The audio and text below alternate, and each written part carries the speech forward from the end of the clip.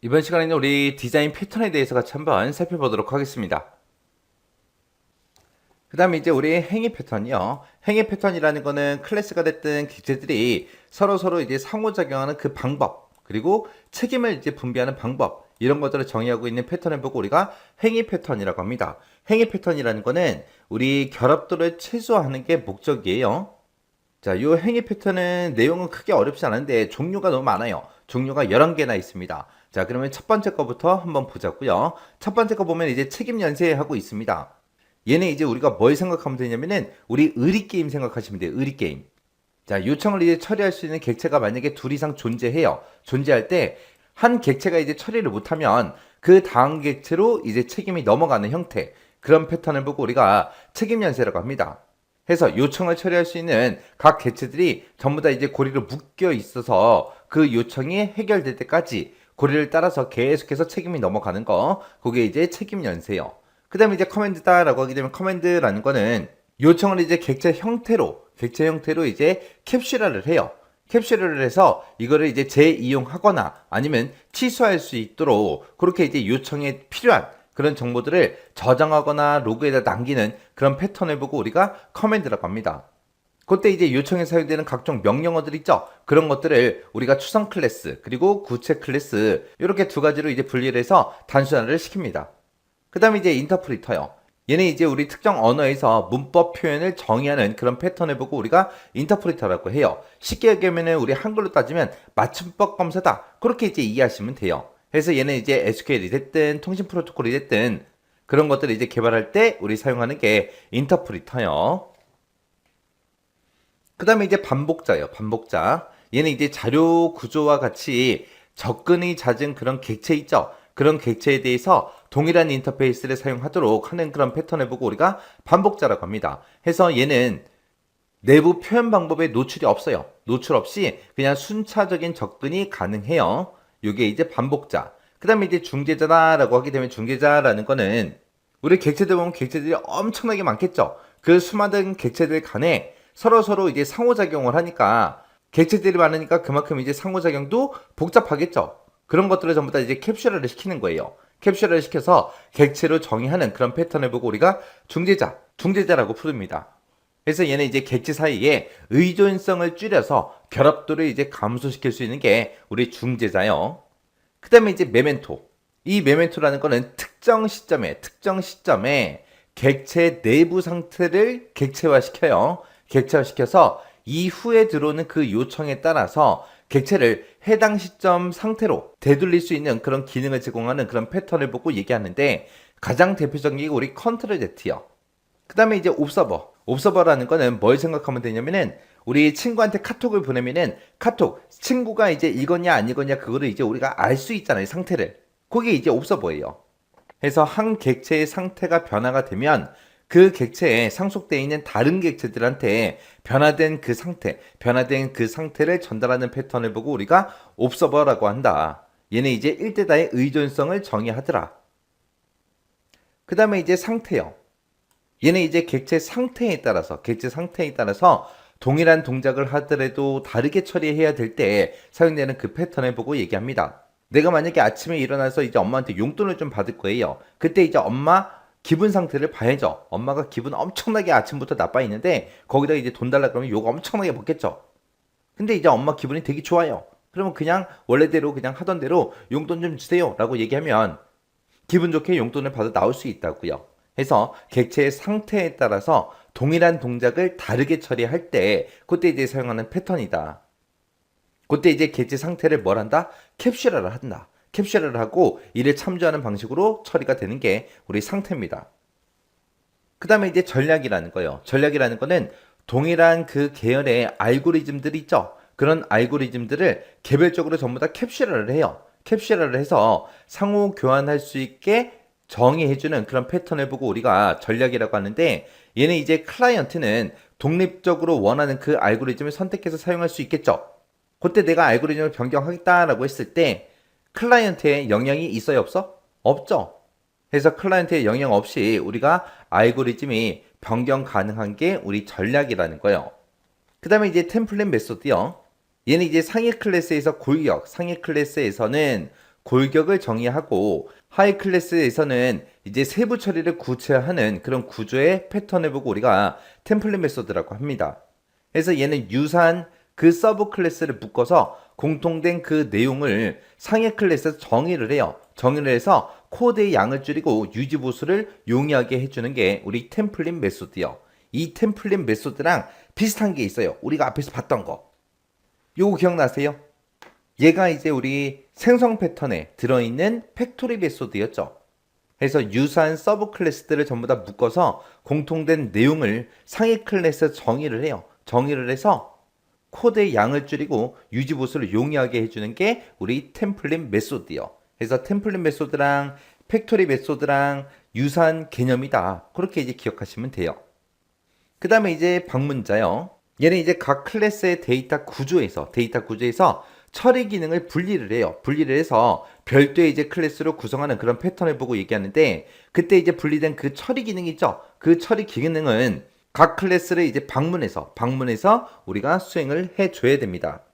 그래서 이 방문자라는 거는 데이터 구조랑 기능을 서로 분리한 그 형태다. 그렇게 이제 기억하시면 돼요. 그래서 이렇게 11개가 이제 우리 행위 패턴이요. 행위 패턴은 뭐 하는 거다? 클래스나 개체들. 얘네들이 이제 서로 상호작용을 하는 방법, 그리고 책임을 분배하는 그 방법을 정의한 패턴을 보고 우리는 행위 패턴이라고 하더라. 그래서 이 디자인 패턴 같은 경우에는 시험 문제 자주 나와요. 자, 디자인 패턴이 뭔지 정확하게 기억하셔야 되고요. 그 다음에 생성 패턴이 뭔지, 구조 패턴이 뭔지, 행위 패턴이 뭔지, 그리고 생성 패턴에 보게 되면 종류가 5가지가 있었고요. 구조 패턴에 7가지가 있었고, 행위 패턴에 11가지가 있었어요. 그것들 서로 이제 여러분들이 구분할 수 있게 알고 지나가셔야 돼요. 자, 그럼 이 내용들 정확하게 이해하고 지나가시기 바랍니다. 문제 13번이요. 자, 문제 13번은 지금 디자인 패턴에 대해서 이제 나왔습니다. 디자인 패턴에 관련된 다음 설명에서 괄호 안에 들어갈 그 알맞은 답을 써라. 그렇게 이제 나왔습니다. 자, 디자인 패턴이라는 거는 모듈 간의 관계 및 인터페이스를 설계할 때 참조할 수 있는 전형적인 그런 해결 방식, 예제를 이제 의미한다. 그 중에서 땡땡 패턴은 클래스나 이제 객체들이 서로 상호작용하는 그 방법이나 책임 분배 방법을 정의하는 그런 패턴이래요. 여기에는 이제 인터프리터다, 옵서버다, 커맨드다 해서 이런 것들이 이제 그 예에 해당한다. 그렇게 이제 써져 있습니다. 이런 패턴을 보고 우리는 이제 행위 패턴, 그렇게 이제 부르는 거죠. 그래서 정답을 적을 때 행위라고 이렇게 써도 되고요. 지금처럼 이렇게 이제 영어로 써도 됩니다. 그래서 이 둘 중에 이제 하나만 쓰면 돼요. 그때 이제 우리 디자인 패턴에 보게 되면 행위 패턴만 있는 게 아니라 생성 패턴이라는 것도 있고 구조 패턴도 있고 그런 것들이 있습니다. 우리 생성 패턴이라는 거는 클래스나 이제 객체의 생성과 참조 과정을 정의하는 그런 패턴을 보고 우리가 생성 패턴, 그렇게 이제 부르는 거고, 구조 패턴이다 라고 하게 되면 구조 패턴이라는 거는 복잡한 시스템을 개발하기 쉽게 클래스가 됐든 객체들을 조합해서 더 큰 구조를 이제 만드는 그런 패턴을 보고 우리가 구조 패턴이라고 했습니다. 그래서 이 디자인 패턴 같은 경우는 이제 필기 시험에도 자주 출제가 되고 있는 그런 내용이기 때문에 여러분들이 크게 어렵진 않았을 거예요. 근데 아직까지 나는 이제 디자인 패턴이 잘 뭔지 모르겠습니다. 그러면 이 문제를 통해서 디자인 패턴 한 번 더 다시 정리하고 지나가시기 바랍니다. 자, 문제를 보니까 이제 디자인 패턴에 대한 다음 설명에서 가로 1, 2번에 들어갈 그 알맞은 패턴을 써라. 그렇게 이제 문제가 나왔죠. 자, 지금 여기 보니까 이제 동그라미 1번하고 2번하고 두 문제가 나왔어요.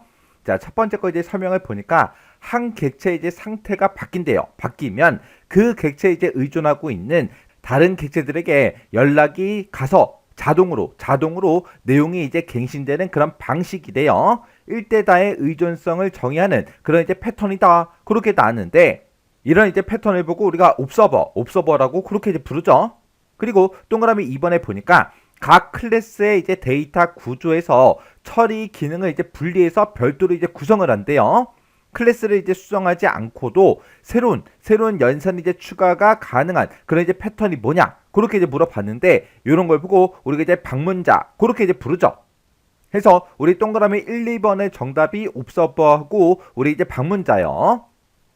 자, 지금 요 문제가 우리 이제 행위 패턴에 대해서 이제 문제가 나온 건데, 행위 패턴이라는 거는 클래스나 개체들이 서로 이제 상호작용하는 그런 방법, 그리고 책임 분배 방법, 그런 것들을 이제 정의한 그런 이제 패턴을 보고 우리가 행위 패턴이다. 그렇게 이제 부르는 거고, 이런 이제 행위 패턴을 보게 되면 지금처럼 이렇게 이제 두 가지만 있는 게 아니라 총 11가지가 있습니다. 자, 요 두 가지 말고 이제 나머지 내용 좀 정리 좀 잠깐 해보자고요.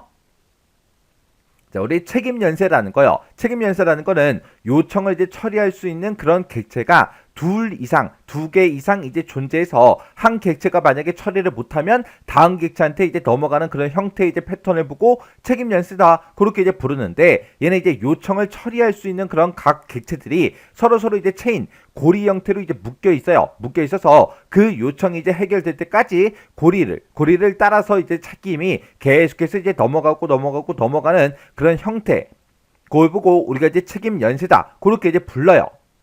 그리고 우리 이제 커맨드라는 거요. 커맨드라는 거는 요청을 이제 객체의 형태로 캡슐화해서 재이용을 하거나 취소할 수 있도록 요청에 필요한 그런 정보를 저장하거나 로그에 남기는 그런 패턴을 보고 우리가 커맨드다. 그렇게 이제 부르는데, 그때 요청에 이제 사용되는 각종 명령어들을 추상 클래스와 이제 구체 클래스, 이렇게 이제 두 가지로 이제 분리해서 단순화가 되는 게 우리 커맨드라는 거요.